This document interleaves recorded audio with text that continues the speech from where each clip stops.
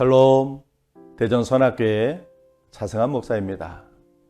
오늘도 예수 그리스도의 은혜로 평안한 하루가 되시기를 주님의 이름으로 축원을 드립니다.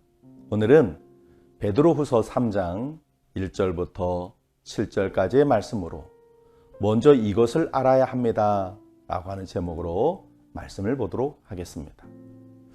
아는 것이 힘이다, 이런 말이 있습니다. 모르는 것보다는 많이 아는 것이 나에게 유익하다는 뜻입니다. 요즘 누구나 가지고 다니는 휴대폰 이용하는 것을 보면 어르신들은 전화 걸고 받고 문자를 보내는 정도에 그치지만 젊은 사람들은 그걸 가지고 많은 것들을 합니다.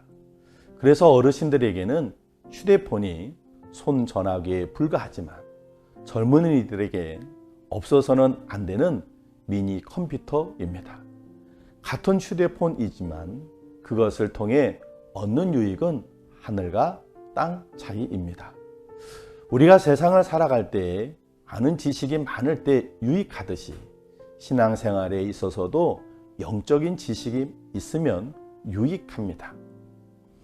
예수님을 정죄하고 십자가에 못 박아 죽인 유대인들은 그 누구보다도 하나님께 대한 열심이 있었습니다. 그런데 하나님이 육신을 입고 사람의 모습으로 나신 분이 예수님이신 것을 알지 못했습니다. 하나님께 대한 열심은 있었지만 하나님을 아는 영적인 바른 지식이 없어서 예수님을 십자가에 못 박아 죽이고 말았습니다. 예수님은 유대인들이 자기에 대해서 그렇게 하는 것을 아버지와 나를 알지 못함이니이다 라고 하셨습니다. 무지한 열심은 실수를 범하고 크게 잘못될 수 있습니다. 그래서 본문에서 베드로는 먼저 이것을 알지니 라고 말씀합니다. 베드로가 성도들에게 말씀하신 먼저 알아야 할 것이 무엇입니까? 말세에는 먼저 주님의 재림을 조롱하고 비웃는 이들이 생겨날 것이며 그럼에도 하나님의 심판은 곧장 일어나지 않고 심판날과 멸망의 날까지 천하 만물이 보존될 것이라는 것입니다. 하나님의 말씀처럼 오늘날에는 주님의 재림을 비웃고 하나님의 심판을 조롱하는 자들이 많습니다.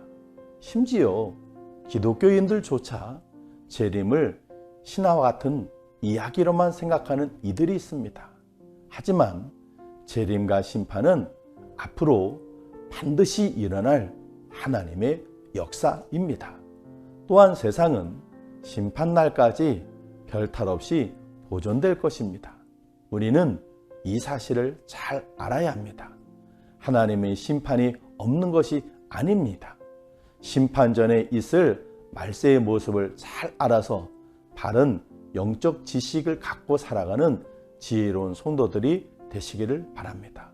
오늘도 주님의 심판이 있고 또 그 심판 속에 하나님의 엄한 그런 심판이 있음을 꼭 알고서 이것을 알고 믿음을 지켜나가는 우리 성도님들 모두 되시기를 예수 그리스도의 이름으로 축복을 드립니다.